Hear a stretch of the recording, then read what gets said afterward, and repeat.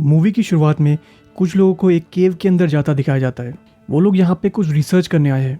10 minute बाद ही उन्हें कुछ डरावनी चीज़ मिलती है, लेकिन तभी एक टीम मेंबर को चोट लग जाती है, जिस वजह से उनमें से एक लड़की बाहर किसी की हेल्प मांगने जाती है।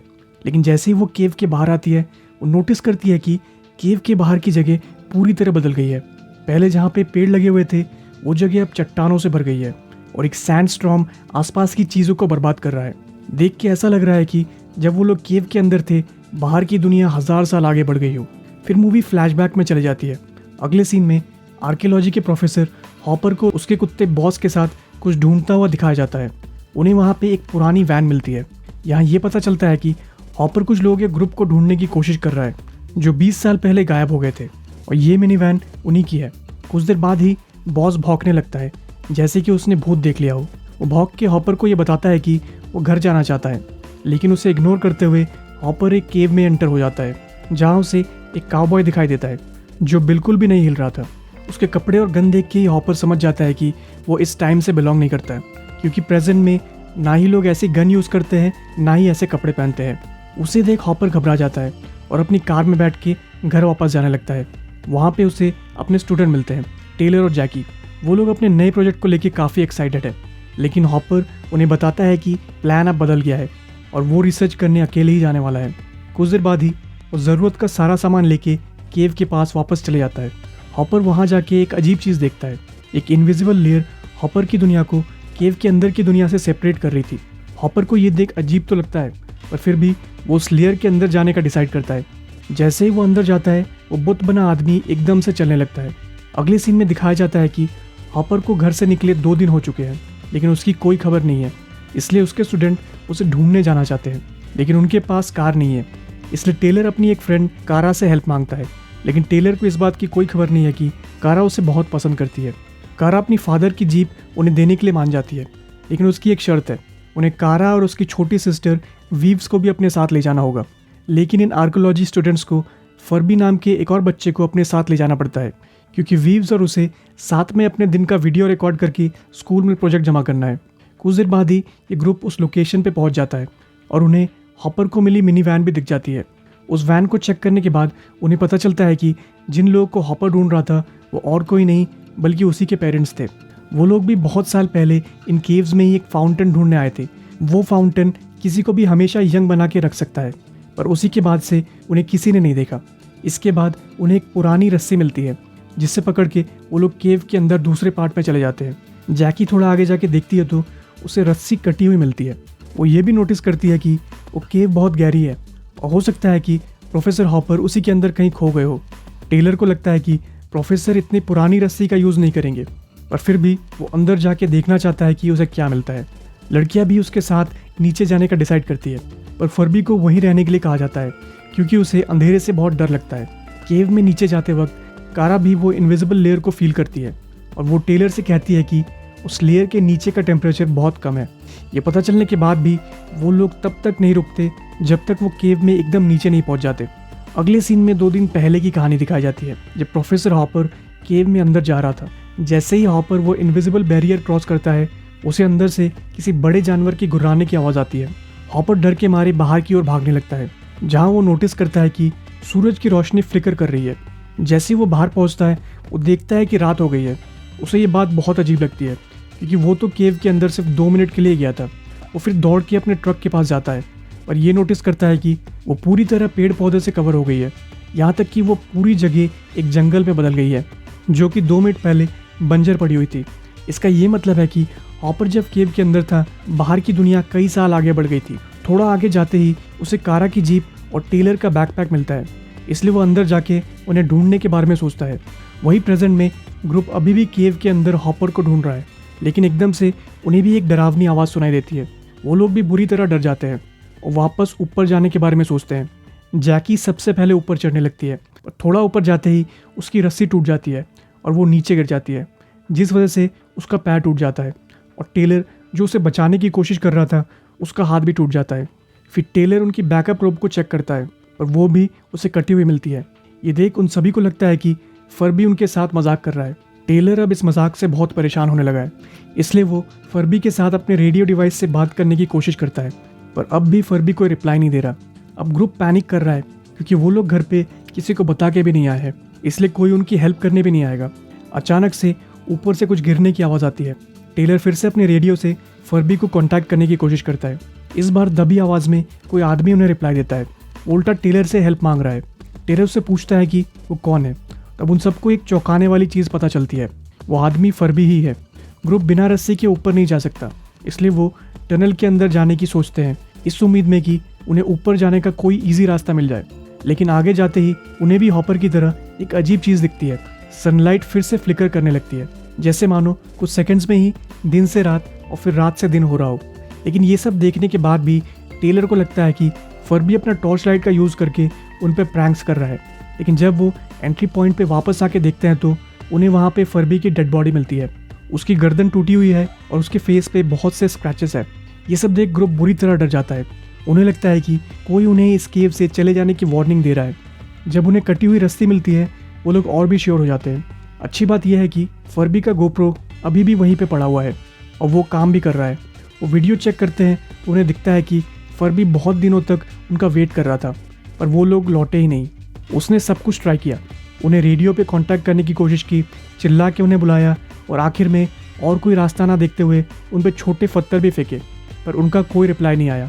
जब वो बोर हो गया, वो बाहर पड़ी पुरानी मिनी वैन में जाके बैठ गया और उसमें रखी जर्नल पढ़ने लगा। उस जर्नल में लिखा था कि इस केव में एक फाउंटेन है जो किसी भी तरह की बीमारी को ठीक कर सकता है, यहाँ तक कि वो मरे हुए इंसान को भी वापस जिंदा कर सकता है। और यही रीज़न था कि हॉपर के पेरेंट्स उस केव को ढूंढ रहे थे, क्योंकि उसकी माँ को एक रेयर तरह का कैंसर हो गया था। कुछ दिन ऐसे ही निकल जाते हैं और अब फर्बी के पास ना ही खाना बचा हुआ है और ना ही पानी। अब उसे लगने लगा है कि उसके फ्रेंड्स की मौत हो गई है, इसलिए वो वहाँ से जाने की सोचता है। लेकिन घर वापस जाने के लिए उसे जीप की चाबी चाहिए, जो कि टेलर के पास थी। इसलिए वो केव में नीचे जाके जीप की चाबी लेने जाता है। लेकिन जैसे ही वो उस इनविजिबल लेयर को क्रॉस करता है, स्काई फ्लिकर करने लगता है। इससे पहले कि उसे समझ आता कि क्या चल रहा है, उसकी रोप भी टूट जाती है और इसी वजह से उसकी गर्दन भी टूट जाती है। यही वो गिरने की आवाज़ थी जो ग्रुप ने पहले सुनी थी। जैसे ही वो केव के अंदर पहुंचता है, उसका रेडियो काम करने लगता है, इसलिए वो हेल्प के लिए बाकियों को बुलाने लगता है। लेकिन उसकी आवाज़ एक आदमखोर सुन लेता है और फर्बी को ख़त्म करके चले जाता है। ये वीडियो देख के ग्रुप कंफ्यूज भी है और बुरी तरह डरा हुआ भी। उन्हें अभी भी नहीं समझ आ रहा कि ऐसा कैसा हो सकता है कि फर्बी ने केव के बाहर कई दिन बिता दिए, क्योंकि वो लोग नीचे सिर्फ कुछ मिनट्स के लिए आए थे। अब ग्रुप कैसे भी करके इस भयानक केव से बाहर निकलना चाहता है, क्योंकि ग्रुप में से कारा ही ऐसी इंसान है जिसे चोट नहीं लगी है। सब उसे कहते हैं कि बिना रस्सी के केव के बाहर जाके हेल्प लेके आओ। टेलर ऊपर जाने से पहले कारा को एक बीकन देता है ताकि बाहर निकलते ही वो किसी को हेल्प के लिए बुला सके। थोड़ा हाथ पैर मारने के बाद कारा केव से बाहर निकल आती है, लेकिन बाहर का नज़ारा उसे हिला के रख देता है। वो एरिया जो 30 मिनट पहले ही पेड़ों से भरा हुआ था, अब वहाँ पे सिर्फ बड़े चट्टानी देखे जा सकते हैं। बड़ी तेज़ी से उनकी ओर एक सैंडस्टॉर्म भी बढ़ रहा है। बाहर का ऑक्सीजन लेवल भी काफ़ी कम है, इसी वजह से कारा अच्छे से सांस भी नहीं ले पा रही है। बुरी तरह डरी हुई कारा थोड़ा ऊपर जाके अपने बीकन में सिग्नल मिलने का वेट करती है, और जैसे कि उसे उम्मीद थी, उसे कोई सिग्नल नहीं मिलता। उसे दूर हवा में एक स्पेसशिप जैसी चीज़ फ्लोट करती हुई नजर आती है, जिससे ये बात साफ है कि केव के बाहर की दुनिया कई हज़ारों साल आगे बढ़ गई थी। जब कारा केव में वापस चली जाती है, बाकी लोग उसे देख के बड़े अपसेट हो जाते हैं, क्योंकि उन्हें लगा वो बाहर जा ही नहीं पाई थी। यहाँ ये पता चलता है कि कारा केव के बाहर पूरे 30 मिनट के लिए थी, पर केव के अंदर वालों के लिए वो सिर्फ 10 सेकंड में ही वापस आ गई थी। ग्रुप के ताने सुन के कारा बहुत गुस्सा हो जाती है और बाकियों को अपना कैमरा दिखा देती है। वो फुटेज देख बाकियों को पता चलता है कि कारा सच में 30 मिनट के लिए बाहर थी। उसके वीडियो में बाहर का डेजर्ट और सैंडस्टॉर्म क्लियरली देखा जा सकता है। फाइनली टेलर इस कंक्लूजन पे पहुंचता है कि किसी वजह से केव के अंदर टाइम बहुत ही स्लो चलता है, और एक बार सन के फ्लिकर करने का मतलब ये है कि बाहर के वर्ल्ड में पूरा एक दिन पास हो गया है। वो फिर उनके रोप के टूटने का रीज़न बताता है। उसके हिसाब से बाहर के वर्ल्ड की साइड की रोप टाइम के साथ बहुत पुरानी हो गई थी और इसी वजह से वो टूट गई होगी। ये सुनने के बाद वीव्स फर्बी का वीडियो फिर से देखने के बारे में सोचती है। जब वो वीडियो देख रही थी, उसे एक बड़ी शॉकिंग चीज़ पता चलती है। वीडियो के एक फ्रेम में स्काई का कलर चेंज हो रहा था। विंटर में स्काई थोड़ा डार्क होता है, वही समर में वो थोड़ा लाइट कलर का होता है। इसका ये मतलब है कि इस केव के अंदर हर एक सेकंड बाहर के एक दिन के नहीं बल्कि एक साल के बराबर है। ये सुनते ही ग्रुप बुरी तरह डर जाता है और बड़े डेस्परेशन के साथ केव से बाहर निकलना चाहता है। थोड़ी देर बाद ही कारा फिर से ऊपर जाने का डिसाइड करती है, और तभी ऊपर से कोई उनकी तरफ एक फ्यूचरिस्टिक लैडर फेंक देता है। तभी एक एलियन जैसा क्रिएचर लैडर से नीचे आने लगता है। जैसे ही वो नीचे पहुंचता है, एक आदमखोर उस पर अटैक कर देता है। वो दोनों बुरी तरह भिड़ जाते हैं, पर वो एलियन उस आदमखोर को एक हाईटेक डिवाइस का यूज़ करके ठंडा कर देता है। इसके बाद वो ग्रुप के पीछे जाने लगता है, जिसे देख ये सभी वहाँ से भाग निकलते हैं। थोड़ा दूर जाते ही टेलर और बाकियों को और आदमखोर मिलते हैं, जो अपने रीसेंट शिकार को खा रहे थे। ये वही काउबॉय है जिसे मूवी की शुरुआत में दिखाया गया था, लेकिन वो आदमखोर इन सभी को देख लेता है और उनका पीछा करने लगता है। बाकियों को बचाने के चक्कर में टेलर अकेले ही उस आदमखोर से लड़ने लगता है, लेकिन वो आदमखोर बहुत ताकतवर है। वो एक झटके में ही टेलर को ख़त्म कर देता है। फिर वो बाकियों को ढूंढने चले जाता है। तभी कारा वहाँ आके टेलर की डेड बॉडी देखती है और बुरी तरह टूट जाती है। वो ये सब प्रोसेस ही कर रही थी कि तभी वो एलियन उनके पास आता है और टेलर को एक छोटे से पूल में डाल देता है, जो कि फाउंटेन ऑफ यूथ था, जिसे हॉपर के पेरेंट्स ढूंढ रहे थे। अचानक से टेलर फिर से जिंदा हो जाता है और जिस मिथ का लोग सालों से मजाक उड़ा रहे थे वो एक्चुअल में सच था। लेकिन इससे पहले कि वो लोग टेलर के वापस आने की खुशी मना पाते, वो आदमखोर वापस आके उस एलियन पे अटैक करने लगते हैं। इस बार वो लोग उस पर भारी पड़ने लगते हैं और उसका हेलमेट भी निकाल देते हैं। यहाँ पता चलता है कि वो एक इंसान ही है, लेकिन इससे पहले कि आदमखोरों से मार पाते, कारा उसकी हेल्प करती है, जिस वजह से वो आदमखोरों को मार गिराता है। कुछ देर बाद ही उन्हें ये पता चलता है कि इस अर्थ के एटमॉस्फेयर की ऑक्सीजन उस आदमी के लिए पॉइजनस थी और इसी वजह से उसके इंटरनल ऑर्गन्स धीरे धीरे फेल हो रहे हैं। उसी वक्त जैकी और वीव्स भी वहाँ आ जाते हैं। मरने से पहले वो आदमी एक न्यूज़ रिपोर्ट दिखाता है, जो कि हज़ारों साल पुरानी है। उसमें टेलर के ग्रुप के गुम हो जाने की खबर दिखाई जा रही है। वो उन्हें और भी कुछ क्लिप्स दिखाता है, जिसमें ये बताया जा रहा है कि अर्थ अब इंसानों के रहने लायक नहीं रह गया है, जिस वजह से सभी एक नए प्लैनेट की ओर जा रहे हैं। नए प्लैनेट की ओर जाने के लिए द आर्क नाम की एक स्पेसशिप का यूज़ किया जाएगा। ये वही स्पेसशिप है जिसे बाहर कारा ने देखा था। ये सब इन्फॉर्मेशन बताने के कुछ देर बाद ही उस आदमी की मौत हो जाती है। अगले सीन में टेलर केव में और कोई क्लू ढूंढने की कोशिश करता है, तभी उसे हॉपर नीचे पड़ा हुआ मिलता है। लेकिन उसके बाद टेलर जो देखता है, उसे देख उसके होश ही उड़ जाते हैं। वो अपने आगे टाइम के बहुत से लेयर्स देख पा रहा है, जो इस केव के टाइम से भी स्लो चल रहे हैं। पहले लेयर में हॉपर के पेरेंट्स हैं, वहीं उसके आगे वाले लेयर में बहुत से पौराणिक योद्धा एक दूसरे के साथ लड़ रहे हैं, ताकि वो लोग उस फाउंटेन ऑफ यूथ का यूज़ कर सके। हॉपर फिर टेलर को एक्सप्लेन करता है कि पूरा केव इस हिसाब से डिज़ाइन किया गया है कि कोई भी इंसान फाउंटेन ऑफ यूथ का मिसयूज़ ना कर सके। टेलर हॉपर को उसके साथ एक सेफ जगह चलने के लिए कहता है और हॉपर वहीं रहना चाहता है। कुछ देर बाद ही टेलर ग्रुप के पास वापस आ जाता है और फर्बी के डेड बॉडी को फाउंटेन ऑफ यूथ में डाल देता है। जैकी भी उस पानी का यूज़ करके अपना पैर ठीक कर लेती है और जैसे ही वो लोग वहाँ से निकलने वाले थे और आदमखोर वहाँ आके उन्हें घेर लेते हैं। और कोई रास्ता ना देखते हुए वो लोग उस हाईटेक लैडर का यूज़ करके ऊपर जाने के बारे में सोचते हैं। कारा सबसे पहले ऊपर जाती है और ऊपर पहुँचते ही वो देखती है कि एंट्रेंस पूरी तरह पानी से भरा हुआ है। तभी एकदम से एक क्रिएचर उसे ऊपर खींच लेता है, जिसे देख बाकी सब बुरी तरह डर जाते हैं।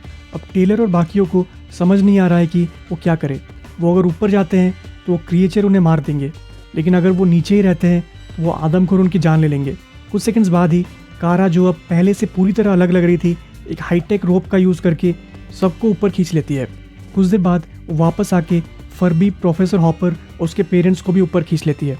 यहाँ ये पता चलता है कि जिस क्रिएचर ने कारा को ऊपर खींचा था वो एक्चुअल में इंसान ही थे, जो टाइम के साथ पूरी तरह इवॉल्व हो गए हैं। और केव के अंदर वालों के लिए कारा कुछ सेकंड्स के लिए ही ऊपर गई थी, पर कारा एक्चुअल में कई साल बाद उन्हें बचाने आई थी।